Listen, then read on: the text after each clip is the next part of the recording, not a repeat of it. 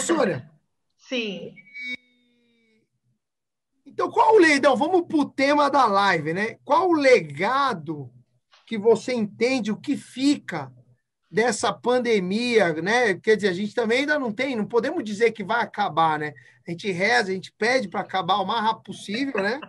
Mas tá difícil, né? Apesar aí de Sim. algumas vacinas aí sendo discutidas. Você vê muita luz no futuro aí nos Eu próximos acho. meses, Sônia? Como, desculpa, falhou. Você vê muita luz no fim do túnel aí nas próximas Eu meses aí? vejo uma, eu vejo luz e não é um trem vindo em cima da gente, tá? Isso é importante. Tomara, Deus, tomara, tomara. Olha só. Vamos fazer uma retrospectiva antes de entrar propriamente dito nessa sua resposta, porque realmente é o tema da nossa conversa, né? Eu acho que nós passamos por muitas fases nessa pandemia. Eu acho que a primeira reação que nós tivemos, quando a gente estava ouvindo lá no Réveillon, lá no jornal, que tinha uma pandemia na China, tinha um vírus na China, Mas a nem deu gente estava bola. lá na praia, imagina, né?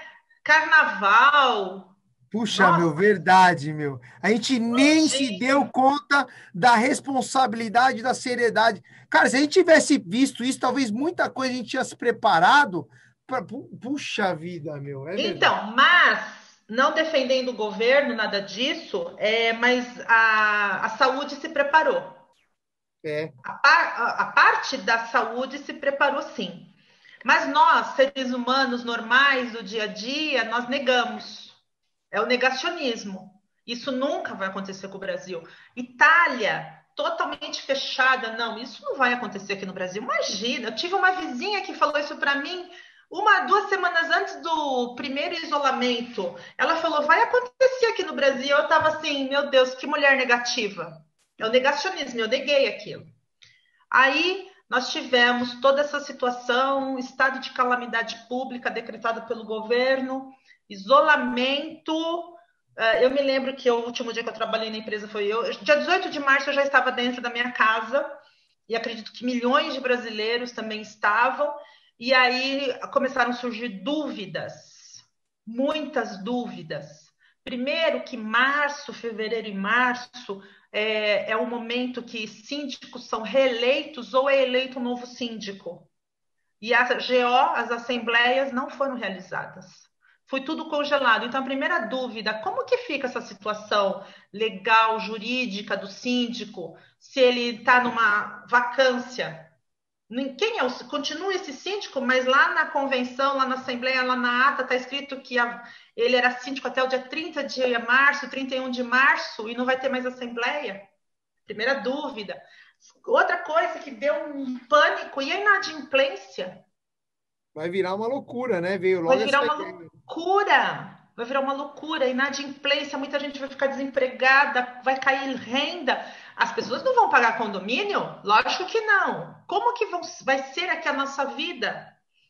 E a terceira questão, se cair muito, se aumentar muito a inadimplência, vamos usar ou não fundo de reserva? Eram dúvidas pertinentes, legítimas, que norteou todo o mês de abril, março e abril, na cabeça dos síndicos. Esse novo normal, né? A rotina dentro de casa. Eu acho que muitas famílias também tiveram um choque enorme entre Foi as quanto? próprias famílias. Num dos eventos, Walter, que nós fizemos com educadores, e uma diretora, ela falou uma coisa que foi sensacional. Ela falou assim: o problema da educação hoje no Brasil é que os pais não deixam os alunos na porta da escola. Os pais deixam os filhos para a gente educar. Mas a função da escola é passar conhecimento. E de verdade. Então, quer dizer, esse pai e essa mãe que empurra, né, o filho, vai para a escola. Lá você vai aprender a falar um por favor, obrigado, etc. Eu estou exagerando um pouco, mas você sabe que isso é uma realidade do É, Brasil, das sociedades modernas. Essas pessoas tiveram que se conviver 24 horas.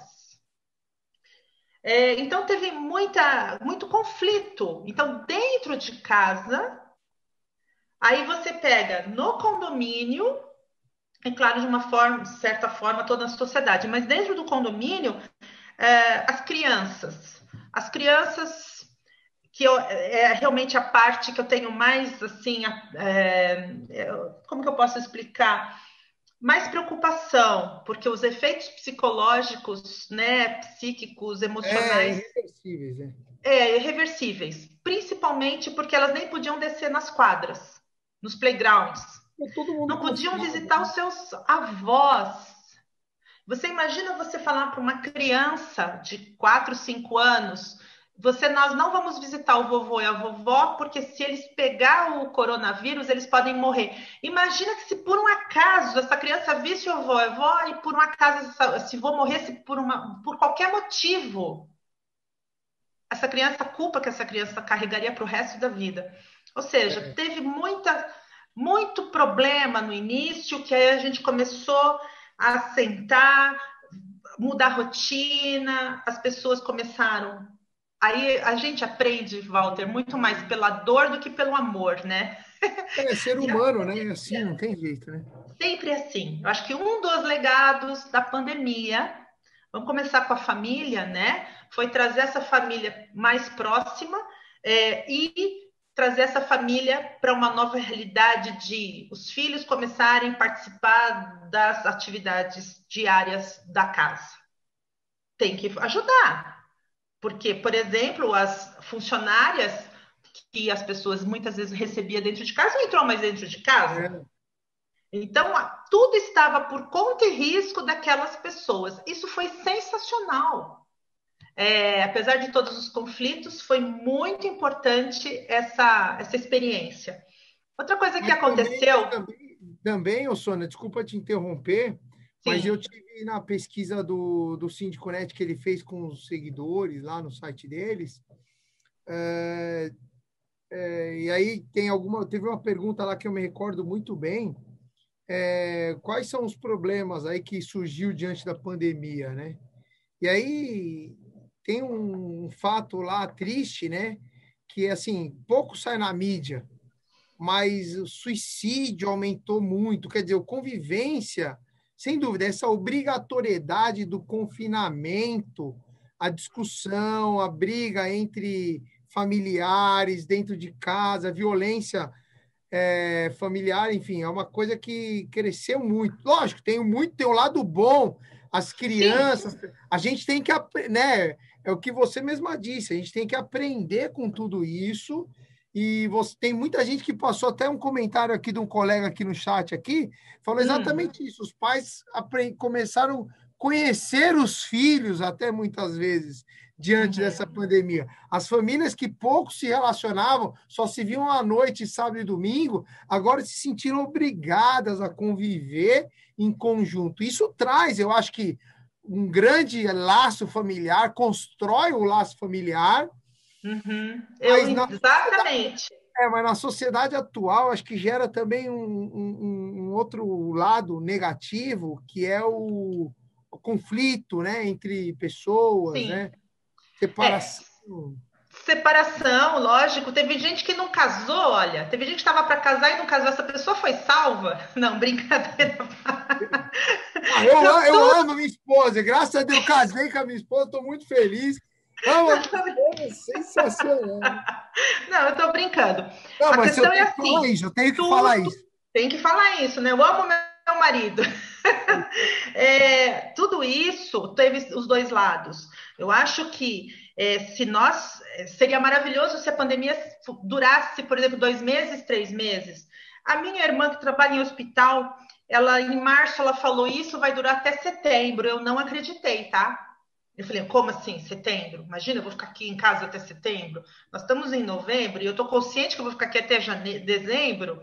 Então, eu já estou bem Ai, hein? consciente do negócio, porque realmente nós vivemos o novo normal. Acho que tudo, Walter, tem os seus dois lados, né? Teve gente que sofreu muito e sofre até hoje, mas teve casamentos resgatados, teve crianças resgatadas, teve animais, os pets foram os que mais vibraram com essa pandemia, porque tem Imagina. companhia, e aí as pessoas começaram a partir, vamos dizer, de agosto, flexibilizar mais. A gente percebeu isso. Então, em maio, os condomínios, além de todos esses problemas, né, vamos dizer, dentro do seu apartamento, com crianças fechadas, teve também muito mais encomendas, receberam muito mais encomendas, teve condomínio que teve que contratar mais mão de obra, porque o lixo reciclável gerado triplicou, quadruplicou, teve muito mais reclamação de barulho, foi o grande problema, porque é lógico, imagina crianças, né, correndo, ou a pessoa que está trabalhando home office que precisa de silêncio, e com toda aquela barulho não só dentro de casa, como de vizinhos. E também tem gente, Walter, que escuta coisa que nem existe. Isso também acontece. Teve gente que ficou meio bem fora da casinha mesmo, né? Não, Então, imagino, né? Na verdade, mas não é fácil, né, Sônia? A gente vive num mundo hoje que a internet, a informação está muito à disposição. Você tem tudo e, de repente, você se vê sem poder sair de casa, saindo... Inclusive, eu digo para você, quantas e quantas vezes eu vi em reportagens chineses, né? Com máscara, e aí eu viajei algumas vezes aí para fora do Brasil, aí você vê geralmente chinês, né? Oriental, né? Oriental. Não posso alegar ser chinês, japonês, né, de uma forma geral, mas eu vi oriental usando máscara, falei, meu, que isso, né? Então, isso é um dos legados. E hoje a gente vê que é uma realidade, você vê na rua, em todo lugar, é obrigado. Você entra no Uber, o cara, se não tiver com máscara, o cara reclama, tá? O negócio tá, meu Deus do céu. Então, a gente tem que pensar e olhar o lado positivo, porque nós não temos como fugir dessa realidade. Nós não temos para onde fugir, então nós temos que ver o lado positivo. O lado positivo que eu também vejo é que as pessoas se solidarizaram mais nos condomínios. É verdade. Você precisa de alguma coisa, você não pode sair, você faz parte do grupo de risco, a pessoa tem uma comorbidade, a pessoa tem diabetes, etc. Você é sozinho, eu posso te ajudar? Isso teve nos condomínios que foi surpreendente.